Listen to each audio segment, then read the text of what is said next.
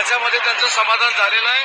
त्यांनी स्वतःचं आंदोलन मागे घेतलेलं आहे. मराठ्यांना न्याय देत आरक्षण देणारा नेता म्हणून इतिहासात त्यांचं नाव सुवर्ण अक्षरात लिहिलं गेलंय. मी म्हंटल होतं की मराठ्यांना आरक्षण जर कोण देईल ना तर ते राज्याचे सन्माननीय मुख्यमंत्री देवेंद्र भाऊ फडणवीस. एकीकडे आंदोलक गलिच्छ शिव्या त्यांना देत होते, पण आपले संयमी मुख्यमंत्री अगदी शांतपणे कायद्याच्या चौकटीत मराठा आरक्षणाचा तोडगा कसा निघेल याचा अभ्यास करत होते. माझा नेता सर्वांसोबत चालणार आहे, चूक झाली तर 2 पावलं मागे सरणार आहे. पण विरोधकांनो, तुम्ही लक्षात ठेवा, कोणी जर माझ्या नेत्याला संपवणार म्हटलं ना तर लक्षात घ्या, तो तुमचा बाप आहे. मी अभिनंदन करतो माननीय या राज्याचे सक्षम, संवेदनशील आणि अभ्यासू मुख्यमंत्री देवेंद्रजी फडणवीस यांचं, तसेच उपमुख्यमंत्री एकनाथजी शिंदे, उपमुख्यमंत्री